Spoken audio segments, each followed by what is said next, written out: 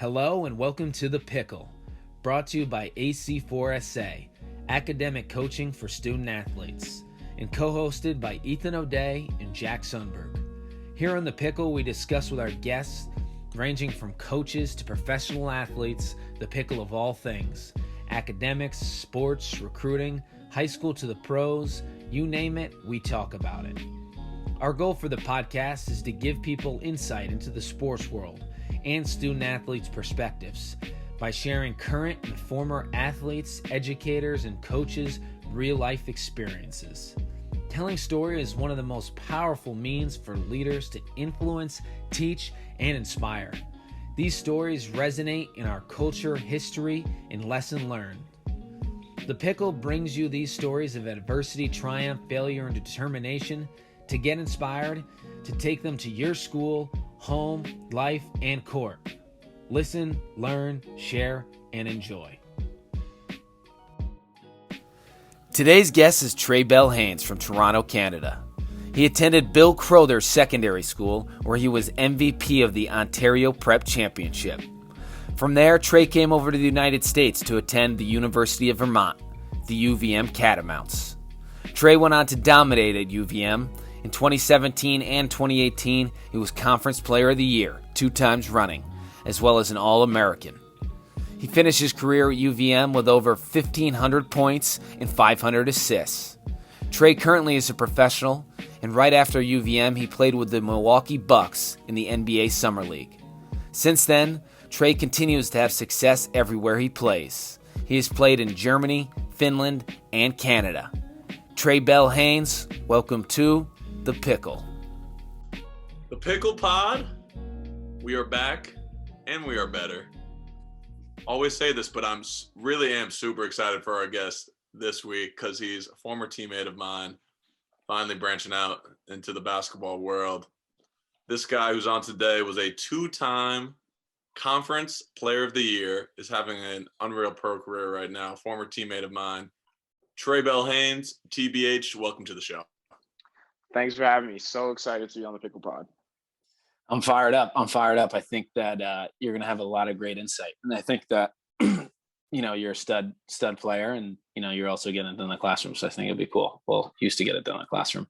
So I don't know if you've been listening to the Pickle Pod, but, we do the rundown, which is pretty much some rapid fire questions, get the people to know Trae a little bit better. So Ethan, take them away. The rundown. Here we go. Question number 1, dinner with one athlete. Steve Nash, Canadian legend, basketball legend, Canadian legend. I think he'd be somebody that would be great to talk to. Love that. Jack's writing that one down. He likes that answer. Love that. Number 1 thing on the bucket list. I want to go see the Northern Lights. Northern Lights. You can actually see them in Vermont sometimes.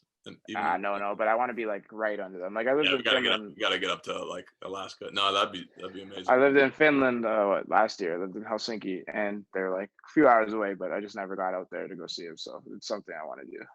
Unreal. We'll get you back. Favorite movie of all time? I should know this. I don't think you do. There's 2: The Matrix or Inception. I can't pick between the 2, but The Matrix and Inception. Those are 1A and 1B. Wow.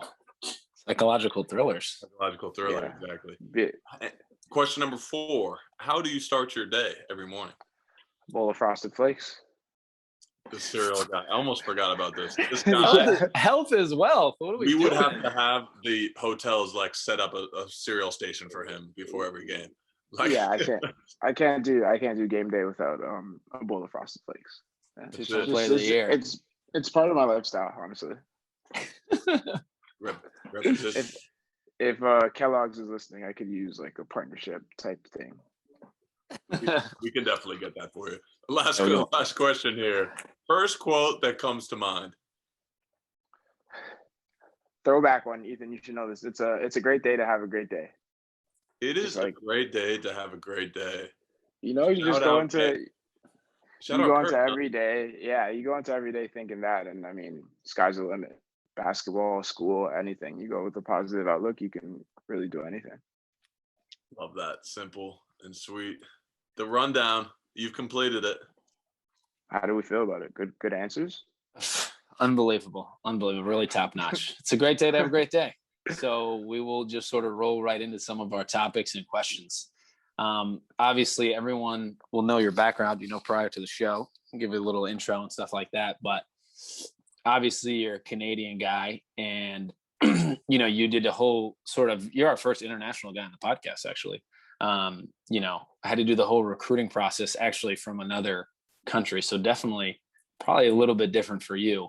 So why don't you just take us through a little bit about your recruiting process, maybe the differences than just a normal American guy, and how important were your grades during that recruiting process, and just the whole shebang of coming from Canada to the States and going to UVM.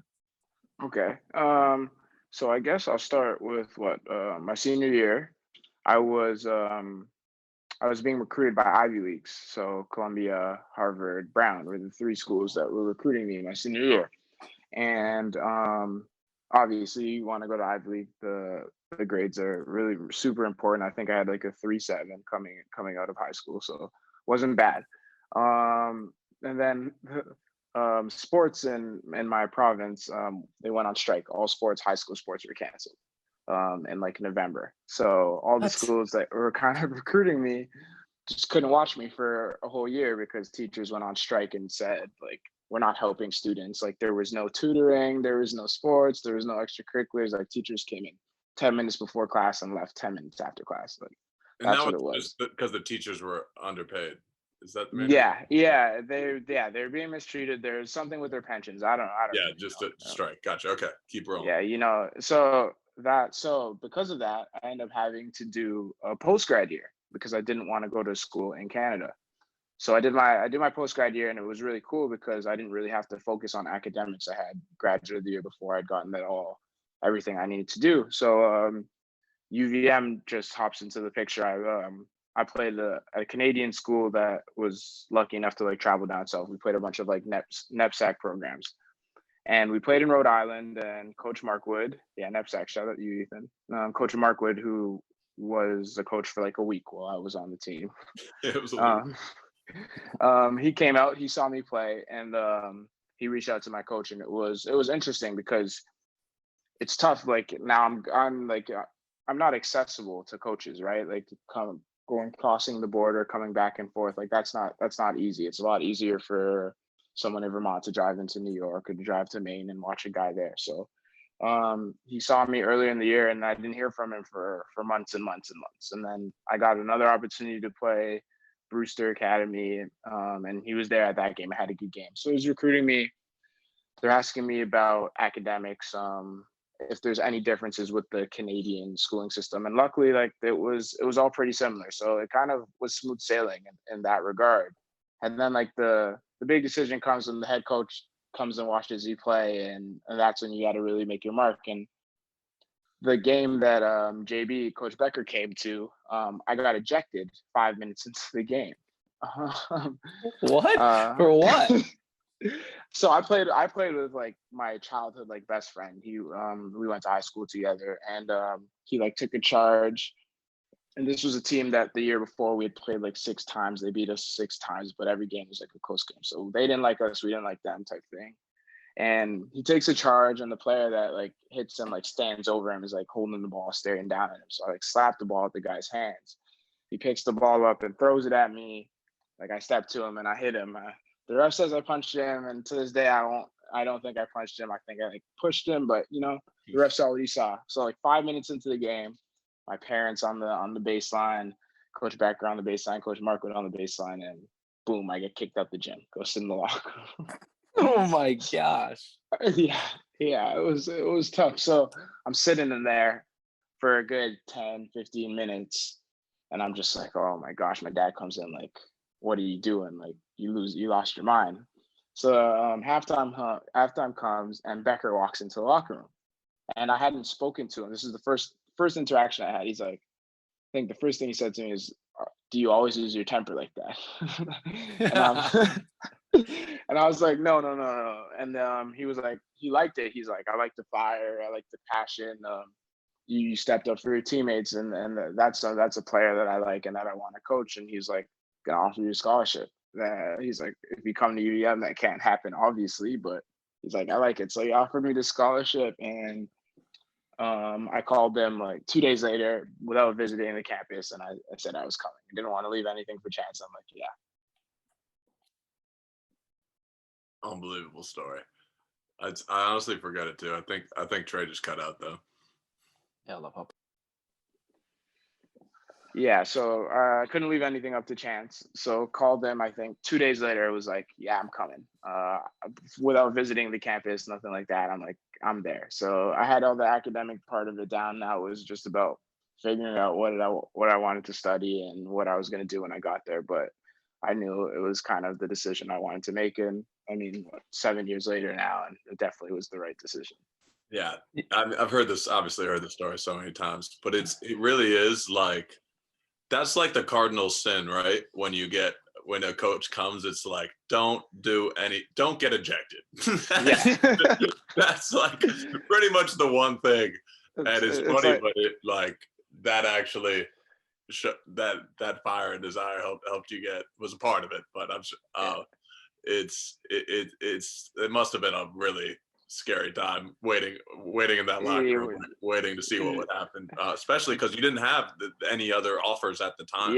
You were such an under recruited guy, because you didn't get to play that last season, had to do the whole PG thing. So I can only imagine what you were feeling in that locker room. Yeah, and I think the recruiting in Canada didn't really pick up till like 2 or 3 years later, and so it was a scary time, especially as a Canadian kid. But luckily, it worked out. And were you looking at potentially going to any Canadian college schools instead of going to play college basketball in the States? Was that it was the last resort, just because obviously full scholarships and with basketball D1 stuff, and in Canada they don't do that with sports. So wanting to take the burden off my parents and my future self and try to get school for free, and that was a big part of what I was aiming for. But I mean, if I had to do it, I would have done it. But luckily I didn't have to.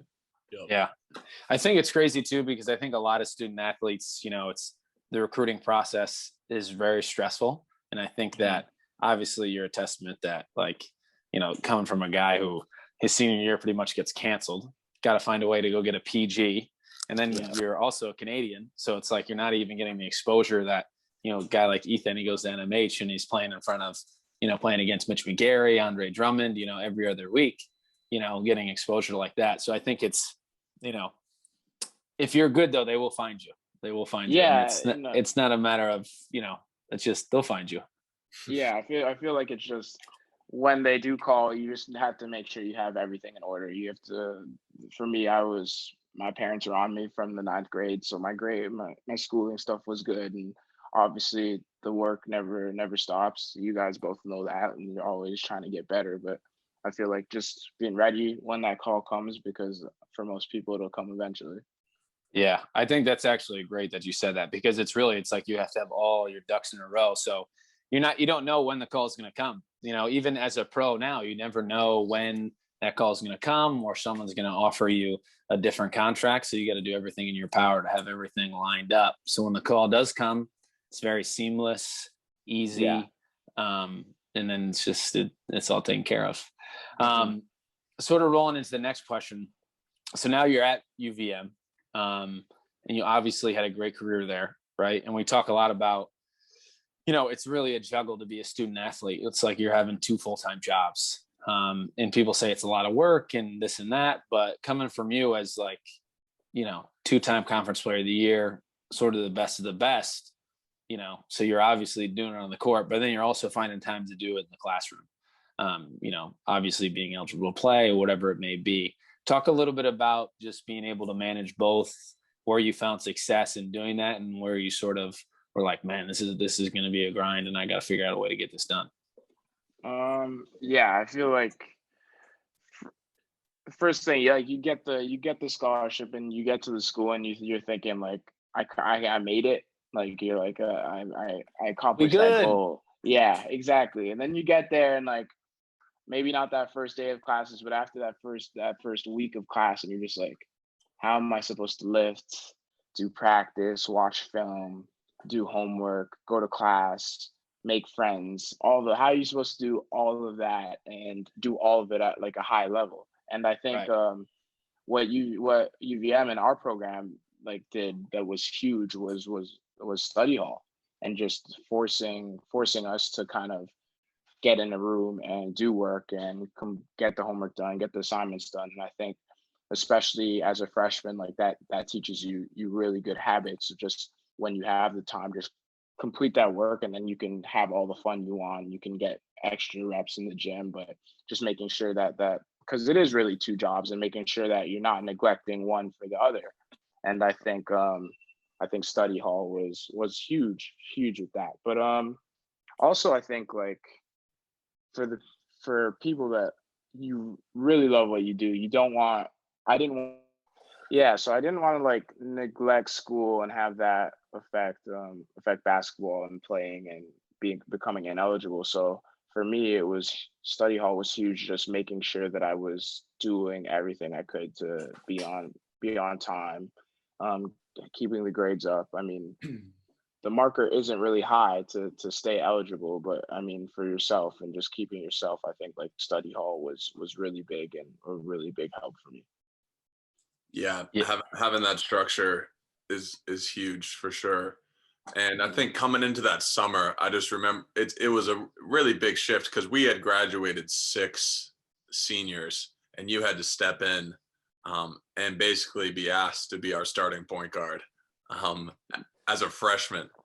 Yeah. Talk a little bit about that and having to deal with that, and then also coming into a different country and having to experience college for the first time and go through college classes and just be expected to be the starting point guard as a 18, 19-year-old kid. Talk about that process, because I know I think there was a lot of pressure, especially because Ernie he got hurt and ended up sitting out the whole season.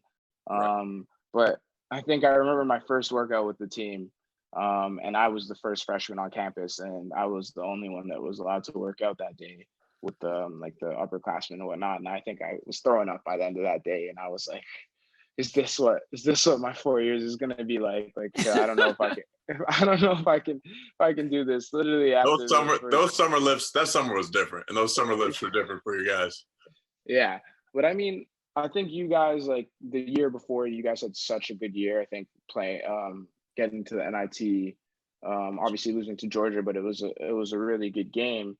And I think like that set the tone for like me and the other freshmen coming in. Like, obviously there's going to be a drop off. We're not as good as six seniors, but we don't want to like let those guys down in a sense. So you come in and like Vermont has this like reputation, just hard work and play hard and do whatever it takes. And I think like me and the other 5 guys, like we really took on that and just tried to do like whatever was necessary to help get wins. And I think, yeah, it's tough playing the point guard, especially as a freshman. It's a huge step, but I think like once again, like you, Hector, like the older guys, Ryan Pearson, like were huge in like helping me, like giving me advice, keeping me level-headed, like making sure that I wasn't putting too much pressure on myself. Like when you get there, and especially on teams that are good, like you got guys that are looking out for you, making sure you're all right, making sure you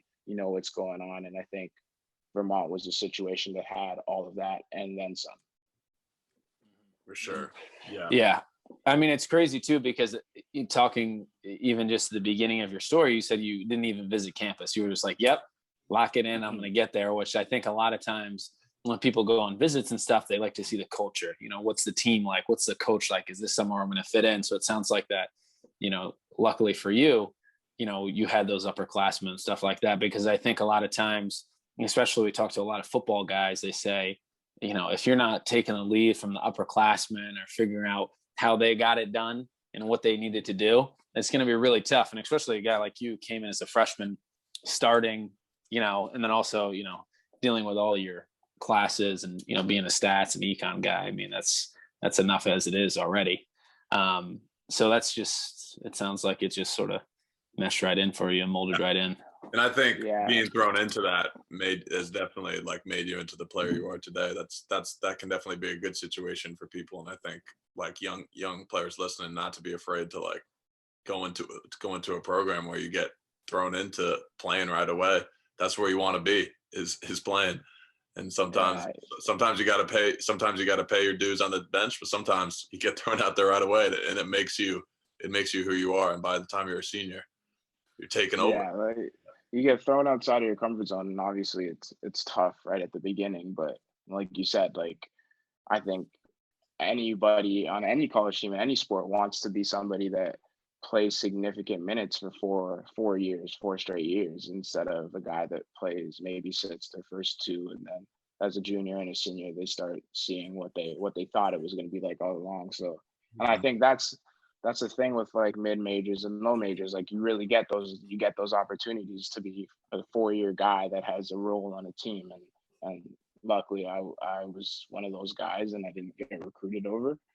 But it's all about, I mean, finding that fit. Like I think Jack said about committing before I even saw the campus. They sold me on the culture, but also like the school part of it. Like my mom was like this is a great school. This has the program you're interested in. Like I want to be. I don't know if I still want to do this, but going into school, I want to be an actuary, which is like a risk calculator for insurance premiums and stuff like that. And the stats program was tailor-made to being able to do that and following that career path. So it was like the stars aligned when Vermont came calling. All the seniors were leaving, what I wanted academically, and it just seemed like everything made sense.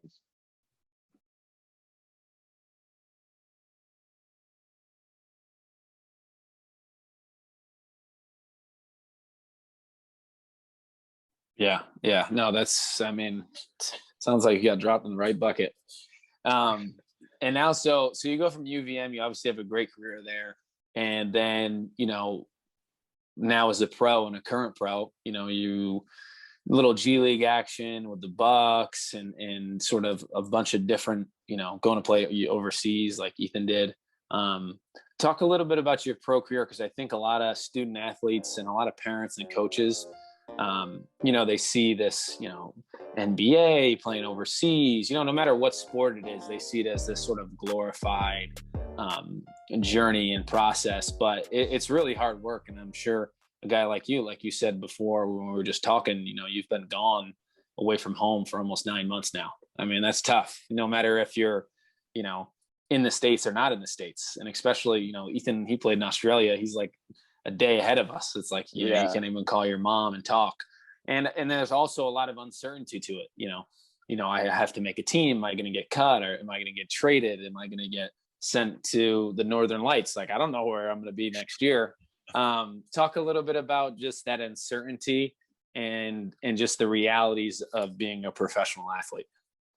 Yeah, I think for college basketball, I can speak to more than other sports, but I feel like guys in college see the NBA and they think like that's what professional basketball is. You're playing against LeBron James and James Harden, and I think for the few guys that do turn professional, even fewer go to the NBA. And I feel like the European side of it is really not shown, and guys really don't know like what they're getting thrown into. And I think I'll start with my rookie year. I was on a pretty good team in a pretty good league, and I got hurt pretty badly.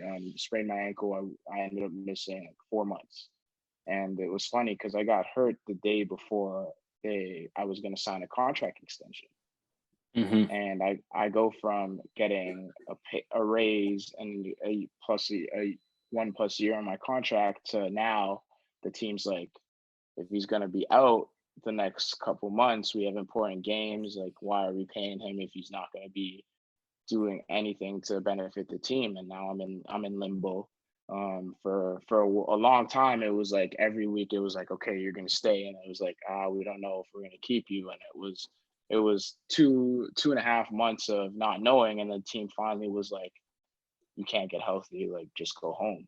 And I mean, for me, like that was really tough. So I never got hurt. I think I missed 2 college games in my 4 years. So it was like dealing with like a whole different side of sports, which is this is a reality for a lot of people. A lot of people deal with injuries, and it was just something that was new for me. So now, I mean, I go home and I'm kind of embarrassed. I feel like I got cut. Now I'm back. I'm on the couch, and like, what do I tell my friends? Like, why are you home? The season's still going on, right? And it's tough. And I got lucky. I got the G League opportunity right when I got back, just which allowed me to kind of get healthy and build some confidence back up. But that's really what like the overseas like lifestyle is. If you can't help a team in the immediate future, your next game, the game after that, like unless you're one of the best players in Europe, there's a big chance as an American, as a Canadian guy, that you might get sent home, and that's like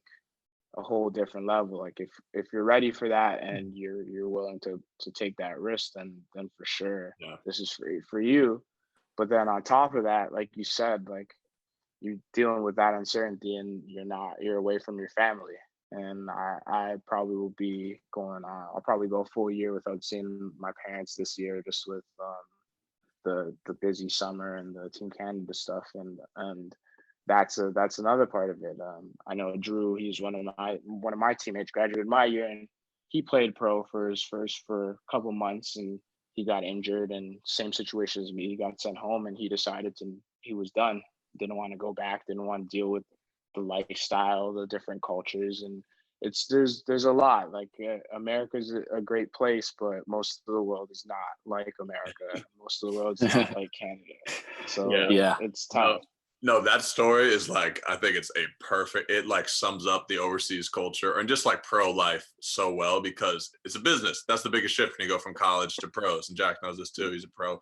Like if you are not helping the team, or if you're just not the right fit. I've like had teammates that they were averaging almost 20 points and they just got cut because the GMs thought they weren't a good fit and that was messing up the offense. Like you're going to get cut and sent home. And that happens. That's a very normal thing. You get cut or sent home because you're injured or traded, like whatever it is. And a lot of people don't understand that.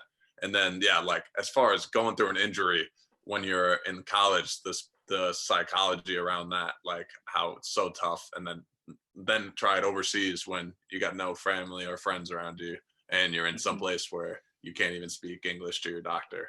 Like it talk about everything, like as far as stress just gets absolutely it's amplified. Everything's amplified. Exactly. So it shows you how tough everything is, for sure. That's a great story. That is a great story. I think too, it's like you said, just as I said, just the uncertainty of not knowing and what's going to happen next. And, for a guy like Drew and Ethan, and, you talked about, becoming an actuary, like that's something that you thought about doing and you had a plan to do it. I think it's important for student athletes, not even at the pro level, but the college level. I think a lot of times, you're playing at a UVM and you're playing against teams like Georgia, the NIT. It's like you get so focused on where you're at now that it's like, I don't need to plan for now. I'll think about that later. And even as a pro, you're like, I'm doing this now. Let me think about something later.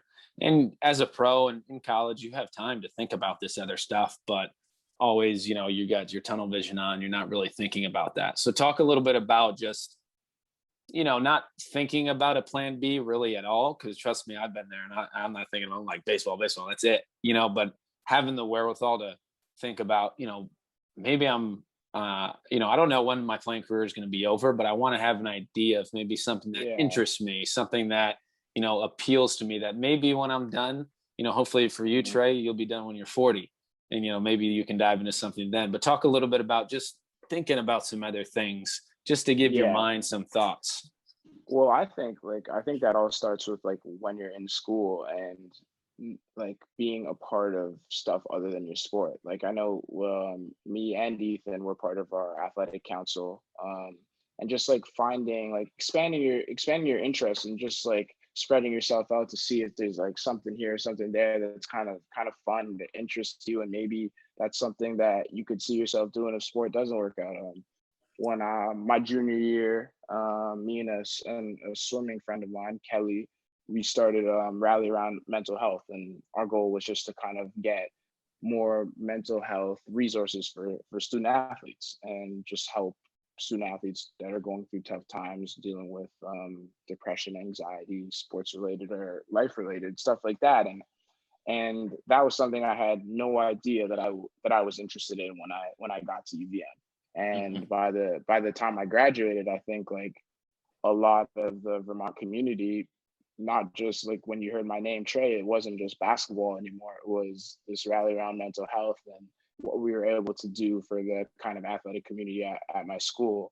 And I feel like I would say to any athlete that's a first year in college or going to go into their first year, like join clubs, just see if you think you might be interested, just join, go to the first meeting, hear what they have to say. And you make a lot of friends that way, but also like you can see if there's stuff that you never knew you were interested in, and you find out, and that's another passion, and that's something that you can see yourself doing when you're done in school, or while you're in school, or whenever your sports career is over.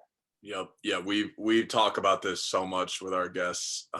That exact thing that you said is just finding other interests outside of your sport, and I'm happy you talked about that, because that's like exactly what Jack and I have talked I think in our first podcast, is like you have this opportunity when you play college sport of like having this like deep impact in a community, and like you're gonna have the opportunity to, like anyone who's listening, like with your sport, doesn't matter D1, D2, D3, like you're gonna do outreach throughout your community. That if your athletic department's doing a good job, you're gonna get set up to go do some really cool things, like at schools or whether it be in different organizations. And you shouldn't be the one that's like, oh, I got to go to that today. You got to really dive into that stuff and take advantage of it and try to go above and beyond, like you did. Something that you're super passionate about too, with the sports psychology and the mental health with athletes. And you were kind of ahead, like these things, see how it's blown up since then. You were at the beginning of it, and now you see it as at the helm entire sports world. So yeah, that was you did that after I left, but that was really cool seeing you do that. So great advice for the young listeners right now.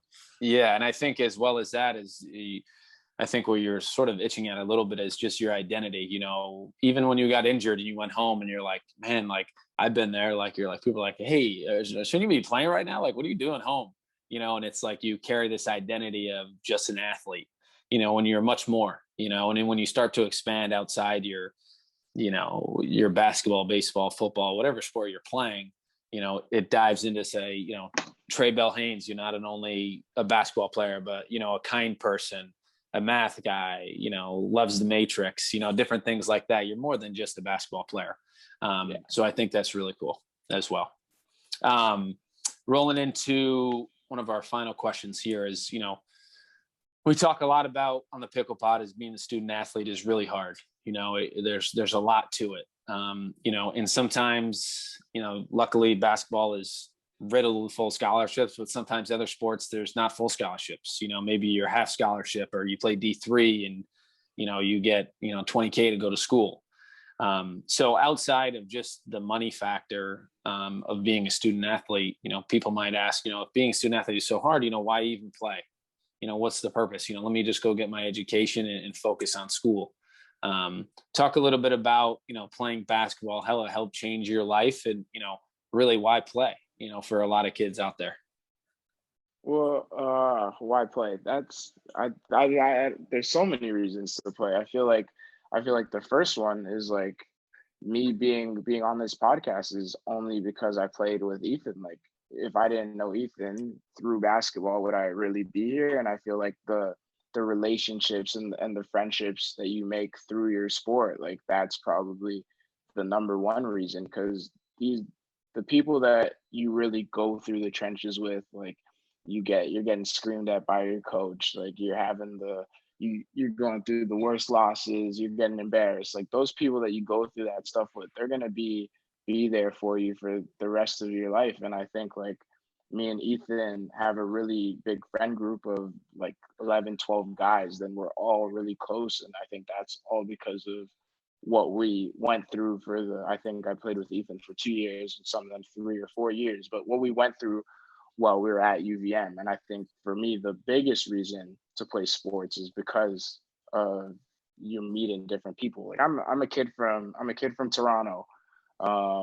a couple years younger than both of you, and look, we're friends. Like, Connecticut guy, I'm staying at my friend's house in Burlington, Vermont, who's from Evansville, Indiana. Like, a lot of people can't say that. A lot of people that just go to school, like, there's Toronto, their friends are from Toronto. Like, I have friends from Germany, I have friends from Helsinki. And I think for me, like, the number one thing in sport and is just the ability to make friends and make relationships that really are long lasting. And I think maybe that sounds cliche, but that really is so huge. So huge No, for me. That's it. That's been a common answer, and that's one that I've always said too. And I think everyone, a lot of the answers you get with this too is like, and it's true, like, playing a sport like gives you these like life skills that can really help transfer over to a job, and like it and takes you in different places. But I think I'd agree with you wholeheartedly that it's the relationships, which isn't always the case for everyone that plays a sport. We say that too, but usually you make these really great relationships with people, and it's like it's nothing like it with a sport being on a team with someone. It's a different type of friendship. So yeah, and I think when you're going through all that stuff with people, and it's so hard to simulate, a bad loss, losing to a buzzer beater. It's so hard to simulate in things that are other than sports.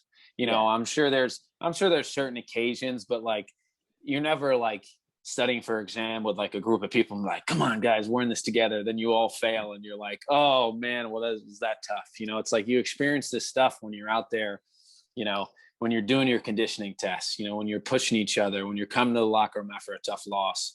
And it builds camaraderie, but it also builds like stuff with guys that you're like, man, like, this guy's my brother. Like, I really, it's my boy. And it's like, you might not, experience that through anything else in life, maybe for the rest of your life. And, you only play sports for so long at a competitive level. Luckily, a guy like you're still playing, but, maybe you get your high school career, and then after that, maybe 4 years, and that's it. Luckily, maybe 5. And then you're just an old man like everybody else. So I think, like you said, like, when you're going through the trenches with people, and it just makes a world of a difference. Yeah, for sure. Let's we can wrap this up now and give you the last question here. We'll get you out of here. So another question we ask all of our guests: looking back on your older self, maybe right before you go through this college experience, what advice would you give to your younger self looking back? Just one piece of advice. I think I would just say, never lose confidence in yourself.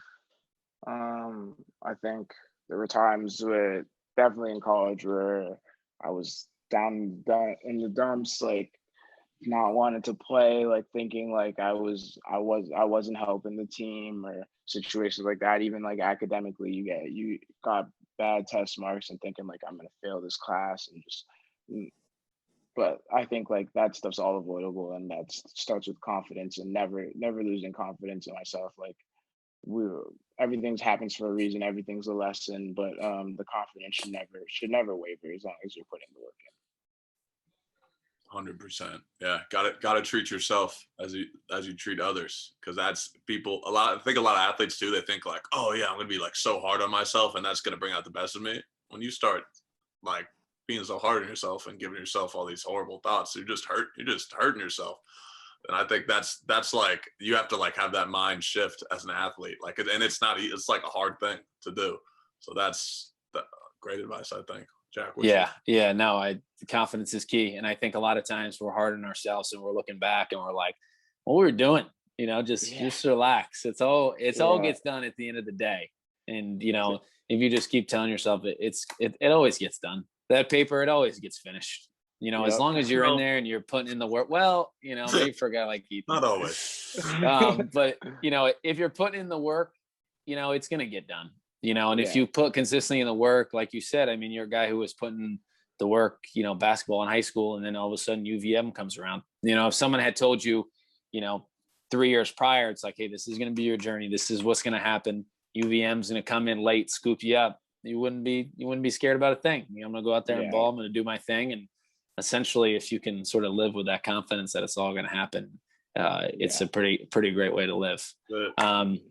Trae, awesome to have you on. I think you're a great guy to have on. I think like I said earlier, I think that you're not only a basketball player, but you're a stand-up guy, and UVM, everyone loves you up there. So I think awesome having you on.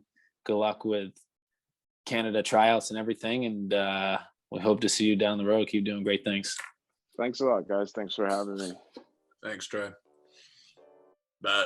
Great.